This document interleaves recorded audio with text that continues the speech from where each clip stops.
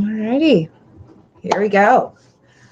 Welcome to Nerds Corner. I'm Kitty. Today we're going to do an impromptu Wacky Wednesday movie, television, entertainment Q&A. I'm going to see if any of the guys can join us later on, but for now, you've got me. Let's see.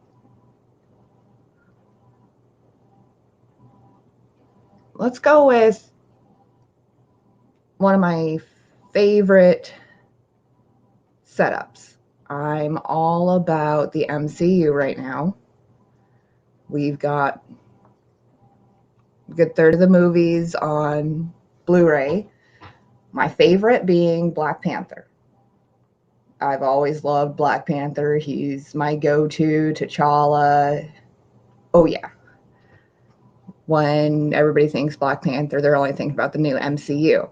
I've been a big Black Panther fan since I was a kid. I've seen him in the X-Men setups. I've seen him in all the little impromptu things he's been in.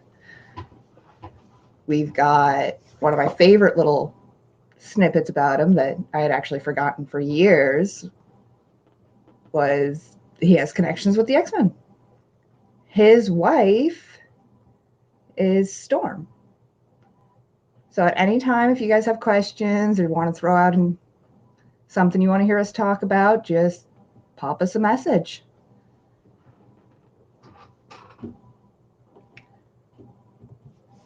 So with the new MCU universe and Black Panther himself, they actually did really well keeping to his storyline. A lot of them, they've gone with the newer forms compared to the older forms. With the X-Men, they're all over the place with all the different multiverse, multi-sets that they have. So we've got our new 52s, we've got our old schools, and then we've got the traditionals. With our old schools, a lot of people are going to think when the comics were brand new back in the early 60s and 70s. They didn't start producing those into shows until late into the 90s era. They did multiple crossovers between the X-Men, the Spider-Verse, and even into some of the Avengers and Fantastic Fours. So when you're looking at the old school comics, it's when the characters were just developed. They had a long way to become who they are today. Wolverine, always been one of my favorites, hands down. His story evolution and character have expanded so far into everything.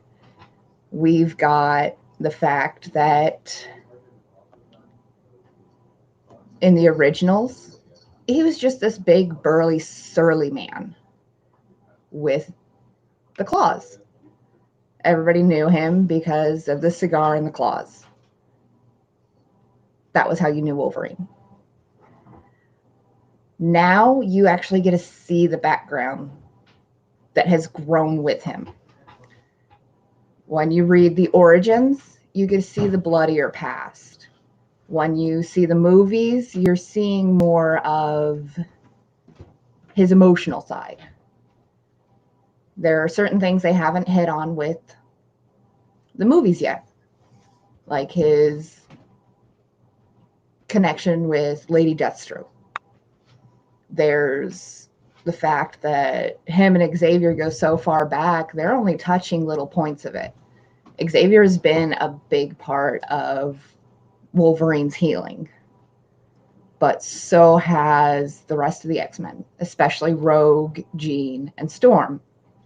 Everybody sees the love triangle that is Jean Grey, Scott Summers, and Wolverine. What they don't get to see is the emotional connection that he had with Storm. Storm and him, very polar opposites, but together they make a great thing. I've seen interpretations of Storm and Logan's relationship over the years. But what I haven't gotten to see is just how far that connection goes. Storm is one of those characters that when you first meet her, you're like, on the fence, is it really going to go well, or is she just controlling the weather? There's so much behind Storm herself that they've only been touching on the new MCUs. One of the good things that I do like that the MCU is actually doing is delving farther into the backstories of all these characters that we've grown to love. I do like the take they're doing now with the young Jean Grey. I was on the fence about Dark Phoenix. It was good for what they were playing with, but I want to see it developed further. Anybody have thoughts, comments on this? Remember, just lovely. Send me a comment. Otherwise, I can go on with X-Men for ages. We've had 3 different X-Men cartoons. My favorite's definitely the 90s one. That is a theme song that as soon as you hear it's automatic, oh my, it's the X-Men. Yes! Then you've had Evolution, and there's one other that I can never fully remember. Animated. The X-Men anime style. Evolution was good because you got to see a lot of the characters that are normally just your support characters. You got to actually get into Kitty Pryde, and you got to see Avalanche and Quicksilver. You got to see more of Mystique. One of the biggest things about growing up with the X-Men for a lot of kids is you found that one character you just had that eternal bond with. And it's always been Wolverine for me. Just the way that he handles everything has been amazing in my setup. I've gotten to see his heartache. I've gotten to see his growth. You get to see so much from going and reading the comics growing up into seeing the shows. But there's always going to be something left out.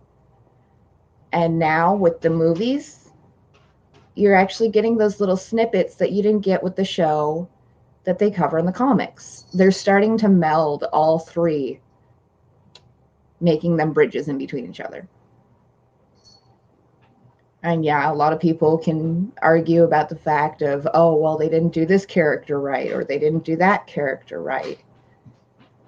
Every character is interpreted differently depending on who is the one doing the show or doing the movie. Good example, Magneto. Magneto is such a dynamic character. He's full of the heartache. He's full of the anger. He's against humanity, but not against wanting mutants to thrive. You get to see all those different encompasses throughout the cinematic universe now. They're showing you his backstory. They're showing you his character development, his growth. And Xavier, they've done a fantastic job of actually showing what made him want to be there, want to go further into helping young mutants. So, anybody got a question? How many do I even have?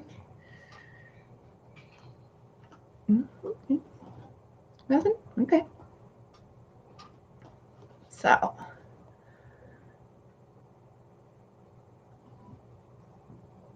No questions? Okay. Let's look at the Fantastic Four. They've not done so well for the movies. That's just my opinion. It is kind of hard to do anything with the Fantastic Four if you haven't had all the research on them. Everybody just automatically thinks, oh, Human Torch, he's just a playboy with a hot head. That's a lot of character bases, truthfully. You've got his sister. They're showing the side where she gets freaked out and she goes invisible. Okay. What about the fact that she's a brilliant mind? Then you've got Mr. Fantastic. They don't play so well on him.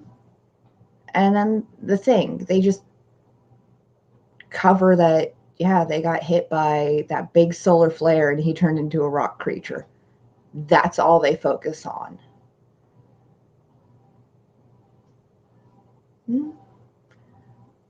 Then how about Dr. Doom?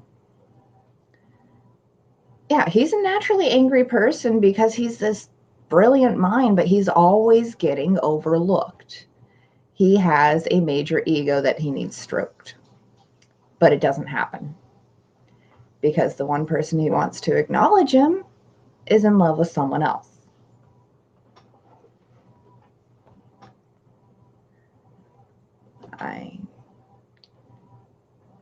The movies, they could have done a lot better, in my opinion.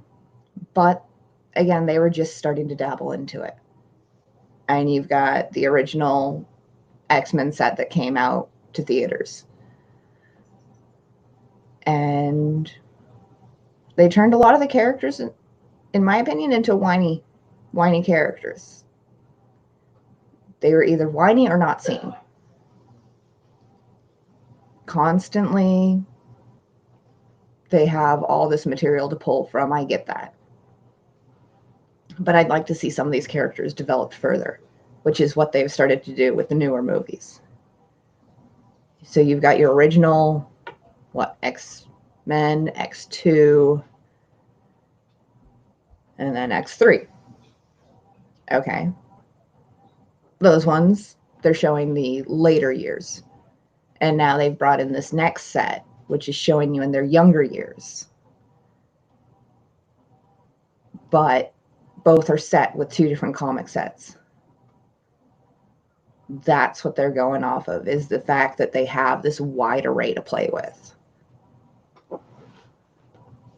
And with the Avengers series, it's not as much material they have to play with as they do with the X-Men. They did a fantastic job with a lot of the casting for the Avengers set. Tony Stark, Iron Man, Robert did a phenomenal job. He really went into that character. He got into that playboy, egomaniac, I just want to build big things personality.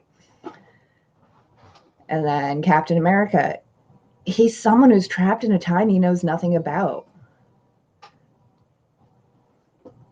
That can be really frustrating. And then you have Black Widow. She's an assassin, but she's also trying to learn how to be more of a humanitarian because of all the bad she's done in her life.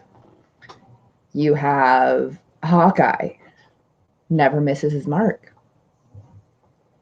Hawkeye's another one of those characters that they can develop so much farther. And I think we may eventually get to see a movie that's just him. Not him in Black Widow, not him in the Avengers. I do like that they're starting to go into the other forms, bringing in Ant-Man and the Wasp. Like I said, personal favorite, Black Panther. I'm so glad they're starting to delve further into these characters. I'd love to see more. I really would. I mean, I'd love to see even the DC universe delve further into the characters that everybody's like, oh, that's just a side character. A good example, Green Arrow. Green Arrow is one of the founders of the Justice League, but you're not seeing that. Green Arrow's done work with Batman. You don't get to see that yet. He has his own show now, but he's still not a big enough name in most culture aspects to get a movie, to actually get shown into the universe that they're throwing at us. I mean, what about Black Canary? What about more of Catwoman? Catwoman's been shown so many different times, but it's not just fully there. I mean, for Batman's, we've got some actors who did a great job in one role or the other. There's not a lot of actors who are coming together and doing that perfect union between the two characters. You have this strong Bruce Wayne and this weak Batman, or you have this phenomenally amazing Batman, but this weak Bruce Wayne. Same thing with Spider-Man. You've got some actors who did great with the Peter Parker aspect, but just weren't there with Spider-Man. And vice versa. They did great and fantastic, phenomenal as Spider-Man, but Parker wasn't there. And now we've got Tom Holland, and he's done so good incorporating both sides. I'm excited to see where it goes. Yes, Monster. I was just doing something, but don't know. You get me my coffee topped off and brought to me? Where is your coffee? Are they kind of Island. the Yes. Yes, my Deadpool cup. Another great character, Deadpool. Reynolds is doing a fantastic job as Deadpool. Because it is. What can we say about Deadpool? He breaks down all those walls. He's like, oh, nope, I got this. Oh, you think you got this? Nope, it's me. You've got the Wilson. You've got the Deadpool. You've got that incorporation between the two. And now a lot of people, as soon as they see Ryan Reynolds, their first thought is Deadpool. Yeah, he played Hal Sparks. He did a Green Lantern. It wasn't one of the better movies, in my opinion. But again, that was in the early process of them starting to do these. It was in the early process of starting to reach out to us older nerds, starting to try to bridge the gap between the new nerds coming into life and those of us who have been around for a while. So, honestly, I'm glad they got Reynolds for Deadpool. Because now him and Hugh Jackman have such a relationship, even outside of the movies, that both of them are like, oh, hey, I can actually play around with this and not be like over the top. Except for that is Deadpool. Deadpool is over the top. That is natural for him. I'll top it off when there's more coffee. Thank you. Say Deadpool because, well, it was a birthday mug for me, what, a year or two ago, I think? I've got my Deadpool cups. I've got my Black Panther. We have our original Spider-Man comics cups. Yeah. We've got a Green Arrow mug. That was not easy to find, mind you.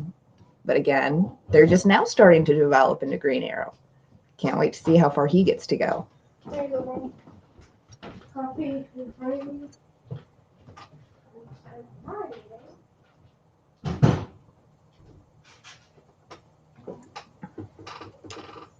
I'm still wondering if any of the guys will end up joining today. Otherwise, it's just going to be me going off on many, many different offsets of cinematic. We got your comics, of course. What about Blade? We're getting a revamp of Blade. Again, it's another one I'm on the fence about because Snipes did so well as Blade. And that was the start of actually... Blade and Spawn were the start of actually seeing our comic movies come into a newer light. You had your original Batmans, you had your Supermans. But once they started to actually get into that offset and showing more characters out of the world of everything comic related, people started watching. People started getting into it. I mean, it's just like the Star Wars fandom. You're going to hear a lot of people say, you're either a Star Wars fan or you're a Star Trek fan. The ones who say they're both can't make a decision. That's what you hear a lot of the times. But both have great potential. They have great backstory. And yeah, you can break Star Wars down into it's a long battle trying to keep peace. But in that battle, you get to see these characters. Personal favorite of mine, Chewie. I love Chewbacca. I love the Wookiees. And they're these big furry guys that you just want to go, oh, I want to give you a hug. But they have created such a world behind each one of the different, can't really fully call them aliens, but each one of the different backgrounds. You got your Wookiees who are peace-loving, but can go to war on the drop of a hat. You got your characters like Yoda, who's grown up with us as this mentor. But what made Yoda so good was the fact that he pushed you to think. Biggest phrase most Star Wars nerds know. Do or do not. There is no try. You're saying that you either do it or you don't. Okay. But if you take that further, every time you try, you are doing it. Every time you fail, you're not. So even in trying with do or do not, there is no try, you're still getting all.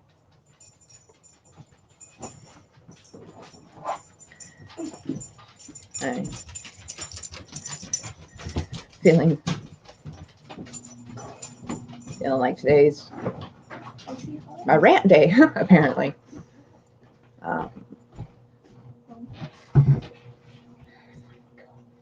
It's like, what are you looking for?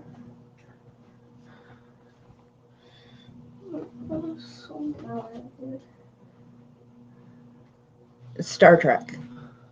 Oh, it's right there. They're doing newer movies, and they're doing the younger forms of the captains we know. Some of the characters, they are getting spot on as a younger version of who we know. I'm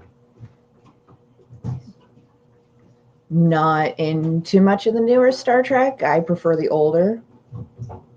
But I'm also one of those people who likes the older cinematography.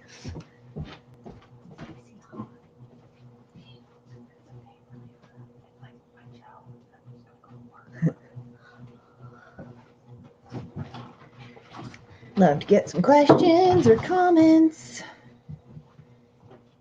Feeling like I'm just on a long rant today. Sounds like you. Children. Where else can we go with this? I mean, we were originally supposed to talk about the Seth MacFarlane universe today. Batman versus Superman, of course. Personally, for me, Batman. Batman hands down, because it's not about the powers, it's about the intelligence. Superman relies on his powers. And yes, everybody knows that his kryptonite is the weakness. What's Batman's weakness? Honestly, what is Batman's weakness? I haven't really seen one except for the fact that he can get a little overboard. His intelligence and his money. Those are the two things that mostly make Batman. Superman, you have speed, flight, laser vision. But all of these can be taken down by one little thing. Batman? Not really. No one. Go get my headset. Okay. Just be quiet. Your sister is sleeping. We've got, of course. That was our big one, Batman versus Superman. A lot of people will constantly say that one is better over the other for different reasons. A lot of people are going to say that Superman's better because he's stronger. He has the powers. And then a lot of people are going to be like, well, Batman doesn't need the powers. He's got the gadgets. The gadgets are better. But for me, it does. It boils down to Batman's got the intelligence. He's got that extra, I have to prove something drive.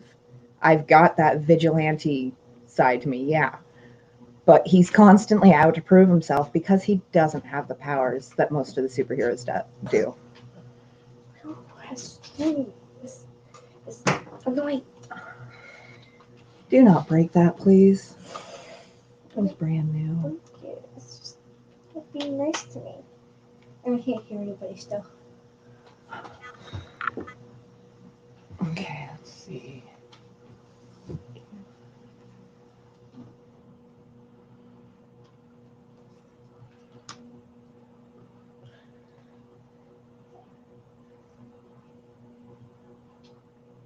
Okay.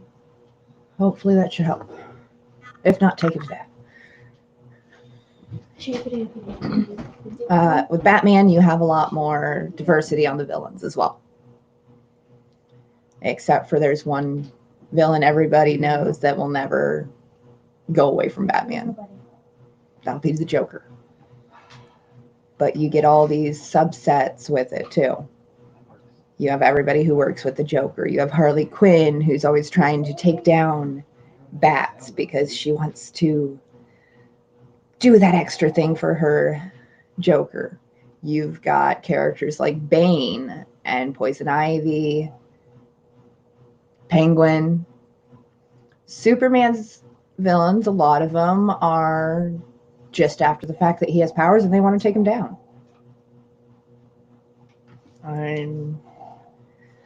Let's think about it. Lex Luthor, constant thorn in Superman's side because, again, he wants what he can't have.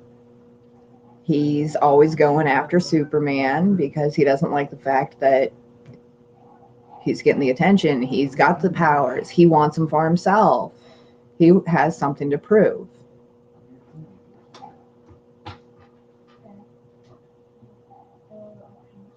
Anything else? Anybody else got anything?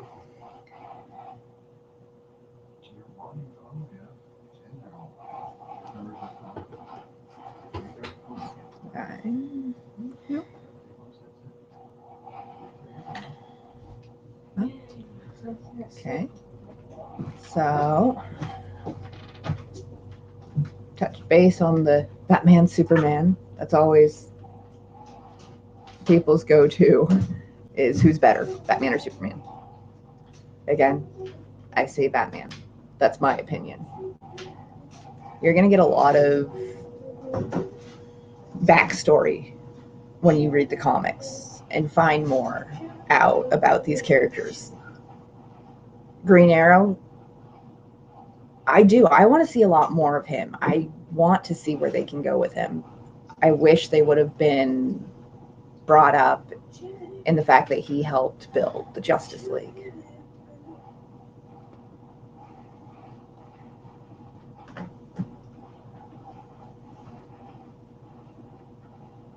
Okay. Hulk versus who?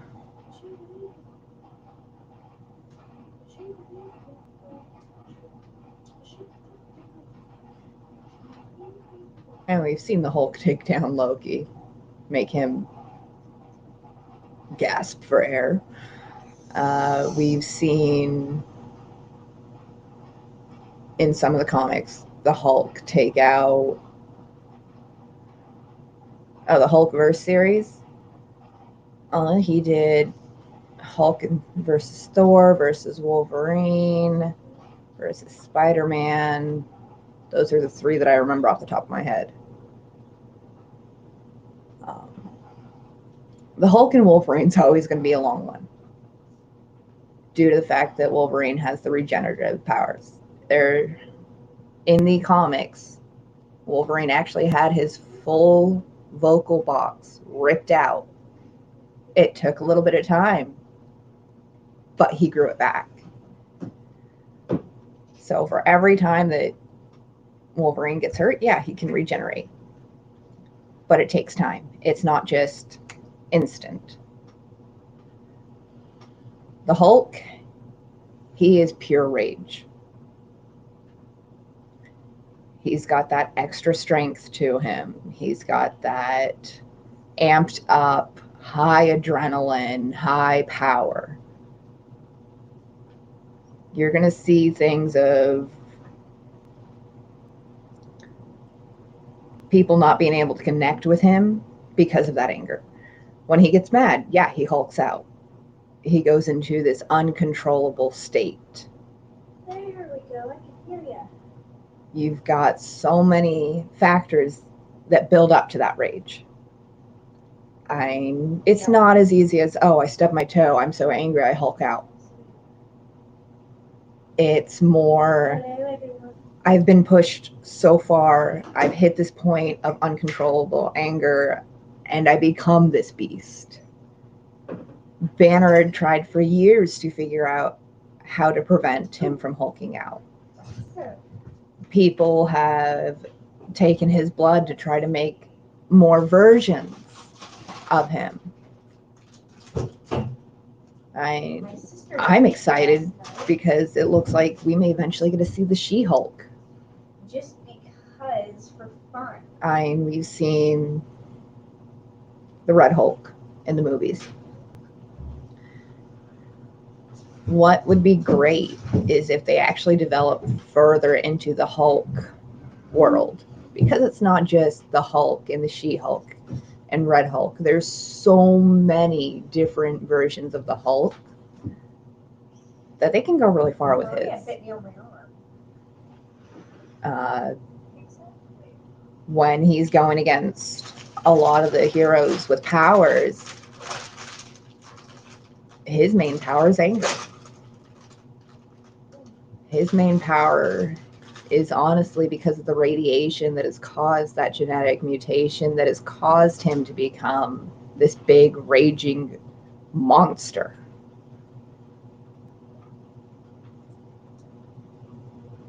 When they did Hulk and Thor, yeah, Thor has the ability to control thunder and can call lightning down into Mjolnir, his trusty hammer.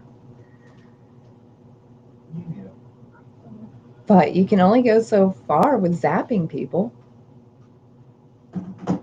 And yes, one of the funniest lines in the original X-Men movies that they had was, do you know what happens to a toad when it's struck by lightning? The same thing that happens to everything else. Doesn't actually work with the Hulk. He's been hit by lightning many a times by Thor. He still keeps going. It just makes him angrier. The more anger, the more strength. So Hulk is one of those you do want to take into battle if you have things that are throwing off a lot of hits. because he is. You hit him, you make him mad. You hit him again, he gets more mad. At some point, you're gonna have to stop and try to think logically, not hit first, think later.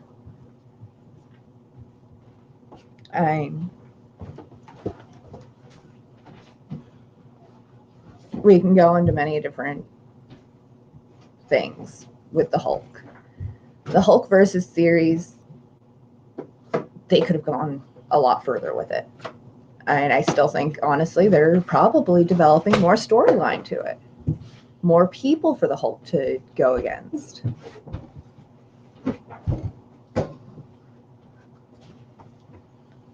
So, covered some on the Hulk, covered Batman, covered a lot of random points. And like I said, waiting to see if any of the guys were able to join in. But we're almost 40 minutes in. I haven't heard anything from the rest of the Potters. Yes, I call them Potters today.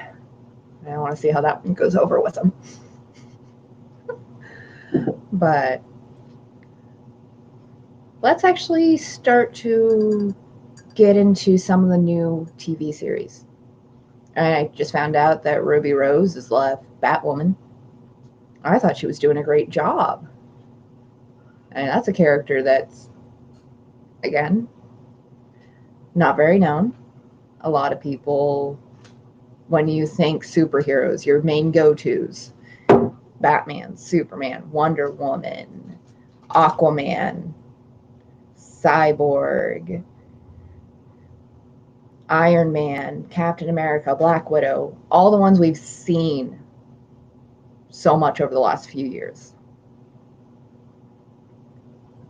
I like that they're starting to do TV series of the lesser known comics, like the new Titans. I loved the original Teen Titans cartoon. Loved it. I was not a big fan of Teen Titans Go. The new Titans series, I'm excited to see where they're going with it. I am really enjoying the portrayal they have on each of the characters. Honestly, I'm really feeling Beast Boy in the new Titans series. He's always been a jokester. He's always been quick to try to cheer anybody up. So I really want to see where they go with him. And there's been so many Robins. Yeah, right now they're showing off one. Just one. One actual setup. And you've had Batman's new Robin pop in. But they're showing one main Robin who's not really a Robin anymore. For anybody who's actually read the comics, you know that Dick Grayson goes from Robin to Nightwing.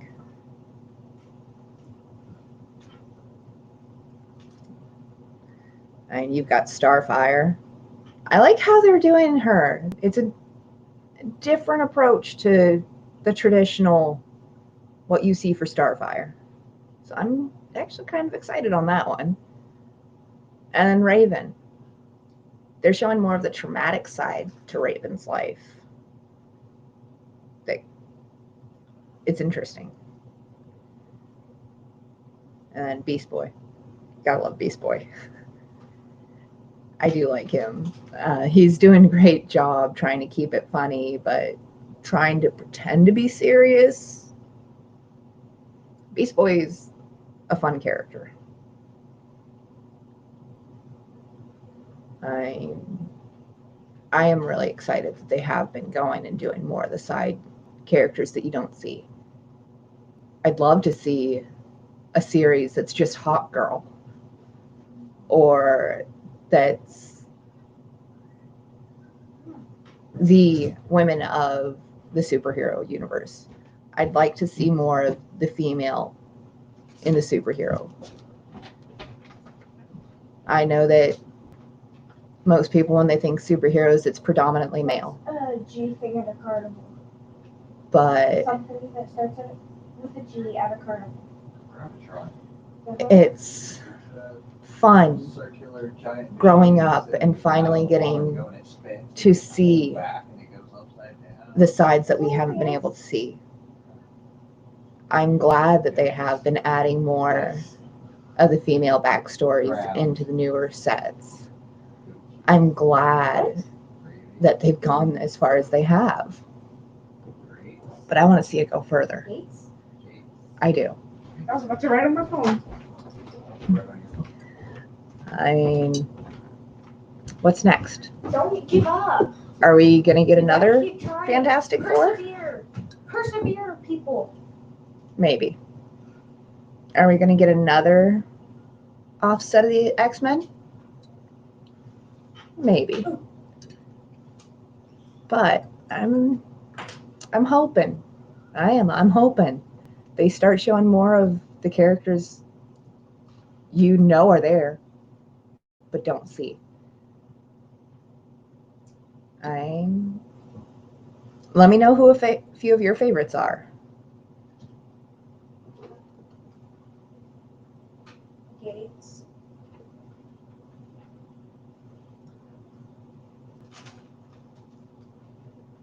Nobody. So quiet.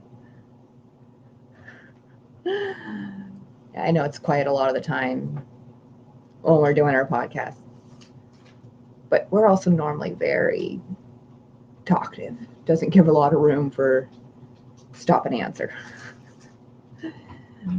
But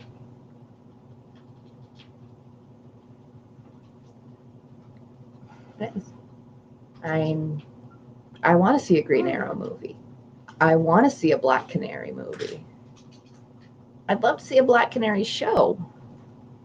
That's Black Canary, the Huntress, Batgirl, Batwoman.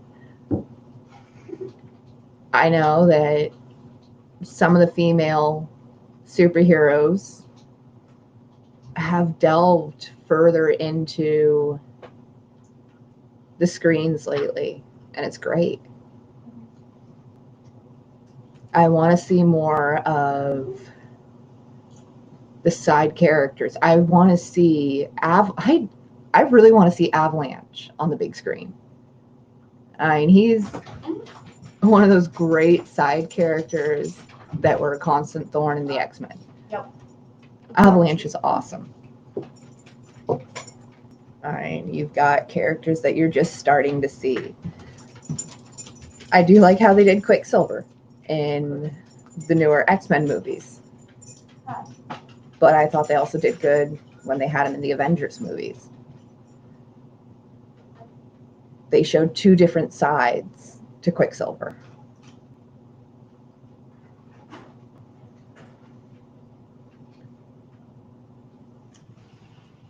No, I don't want to. Not until I watch it.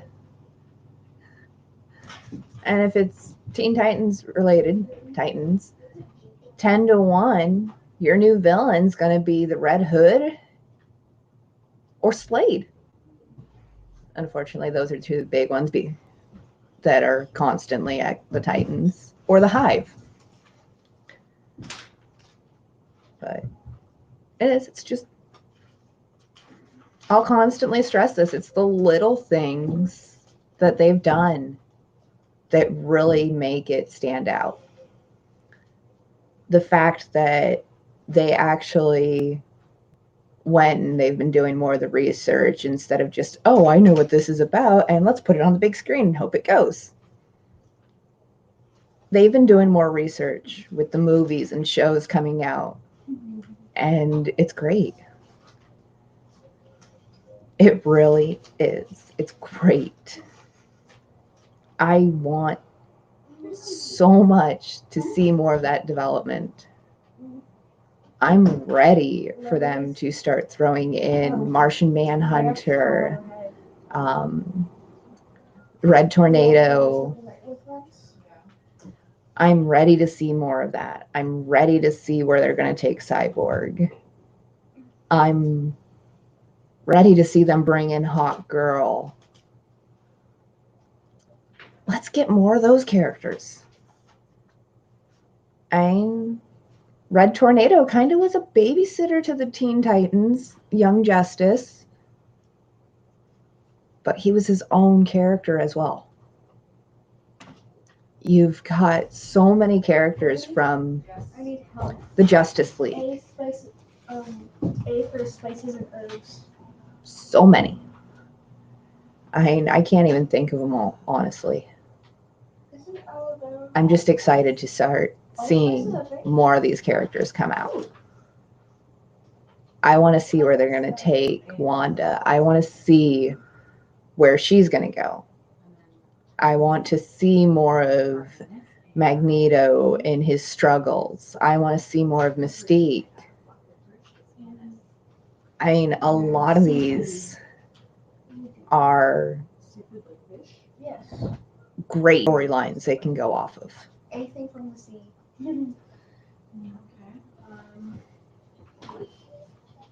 Cod. Cod. It has to start with an A though. Alcohol. A-L-B-C-O-R-E. But Okay. so where do they go from here? I think of one.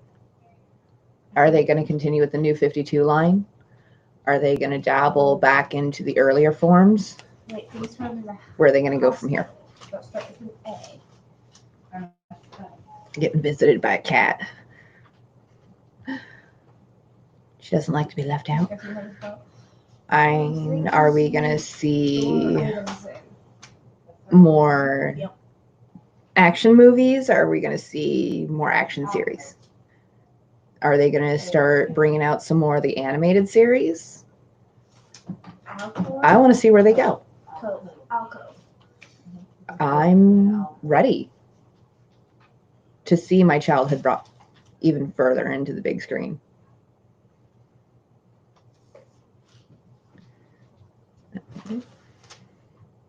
Thoughts, comments,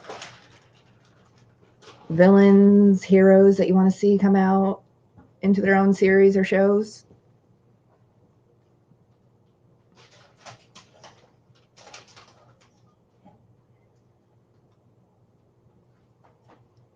Andy fries.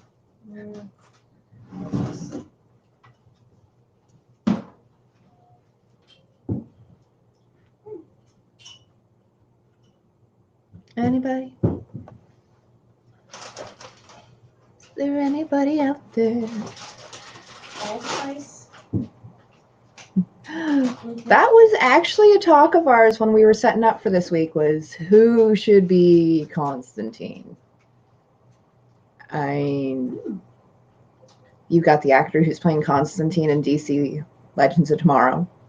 He's doing a good job. Then you've got Keanu. He did, again, Constantine's one of those characters, he's got multiple sides. You see there's this super serious side to him, and there's this side that he just doesn't care. And there's the over-the-top side, where he just goes full-blown.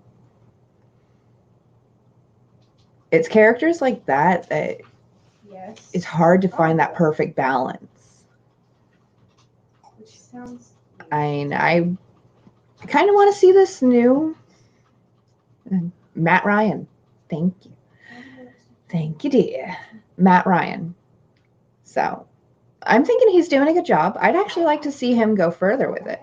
Yeah, I'd like to see him have a movie.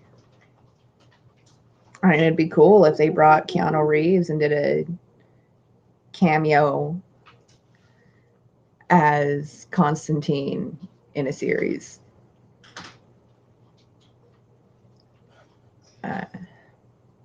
There's so many things I'd like to see.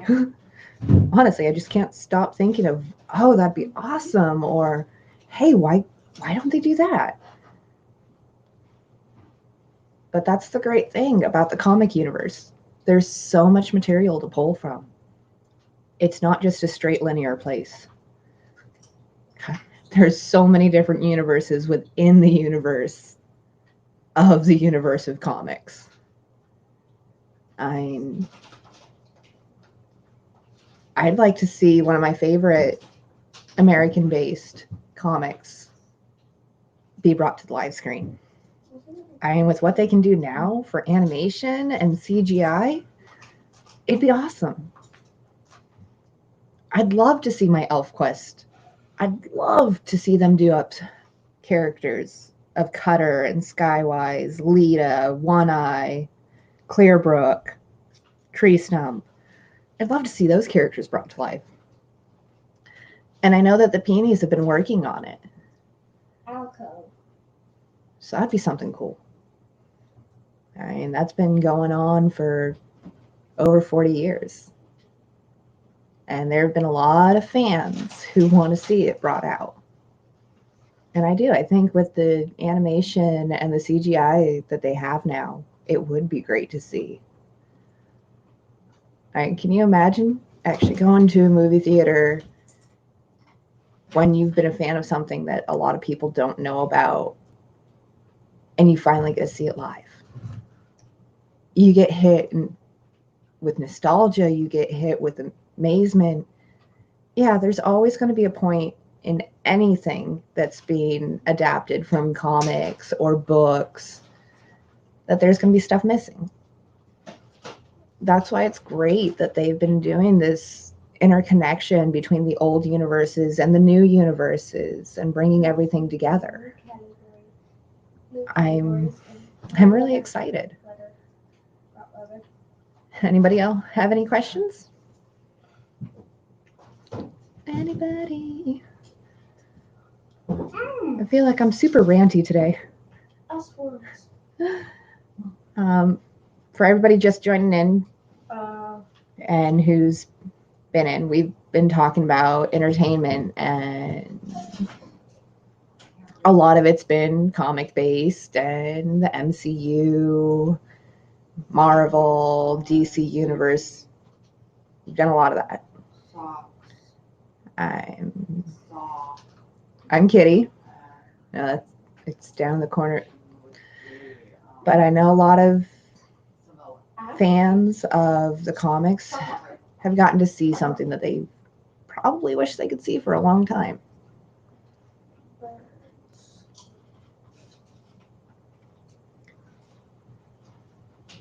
So, any other comments? Questions?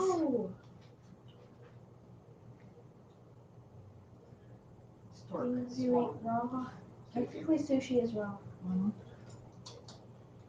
Anybody? Tools, a saw. Oh, And location. let's see. What type of trouble for location? There's Samoa. There's Samoa and American Samoa. They're countries. Let's see. Where else can we go with this?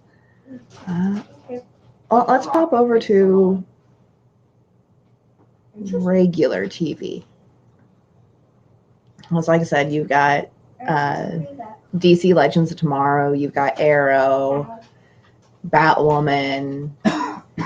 You've got Gotham. The beast is up.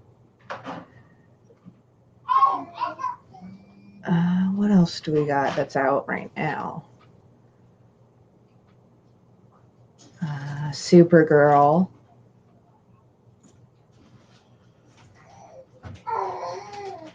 Can't think of any others at the moment. Yep. Those are the ones that I know get played in this house. Of course, Titans. And then we've got your funny comic, comedic, Soccer. not just comic, but comedic shows. Like I said, today was supposed to be Seth MacFarlane Day. But we had a lot going on between all the podcasters. So it became a Wacky Entertainment Day.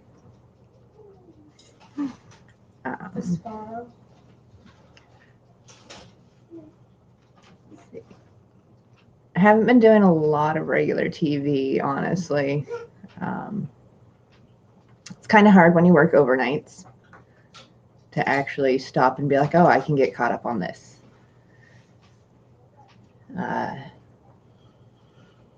One of the shows that you're always going to see popped up and around because everybody's like, oh, wait, they predicted this forever ago.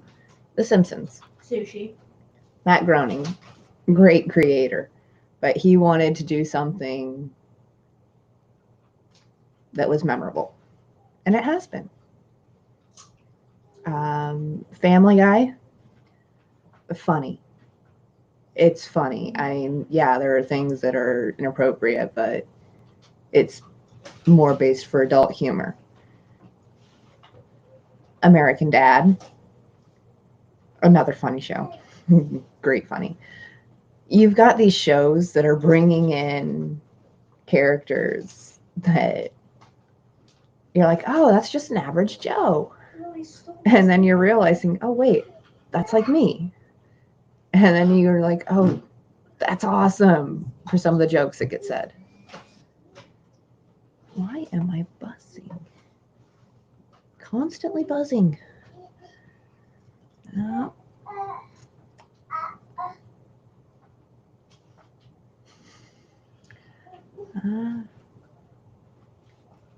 Really don't know what else to talk about today. I'm actually kind of out of topics. So anybody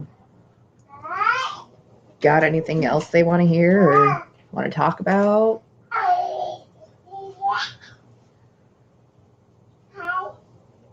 If not, you can always pop us a line, pop us a follow. We're on Twitter, Instagram, YouTube, Facebook. We're everywhere. We're Nerds Corner. So,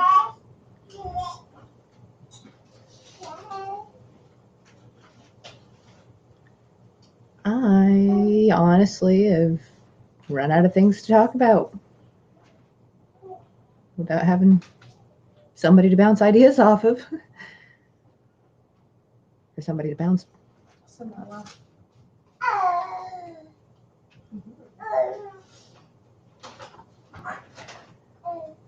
Arrowverse merging the multiverse. See, the Arrowverse is all over the place. The multiverses are all over the place. Finding a cohesive merge is going to be a hard part. And there's so many factors that go into merging with things, especially when it comes to full-on series, because you've got multiple different timelines they can pull from to bring it in. And that's what a lot of stuff is multiple timelines they're working with to bring it in. Like I said, honestly, it's hard to think about some of these. I haven't really watched the show Arrow. I've seen a lot of his background in the comics, and there's just so much with the multiverses. There really is. There's no defining point to where to go. It's all over the place. Everywhere. But again, that's something that'd be fun to actually see more of, is see the different multiverses played out. So,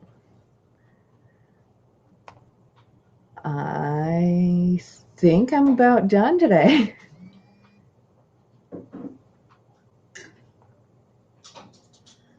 I honestly do. I think about done.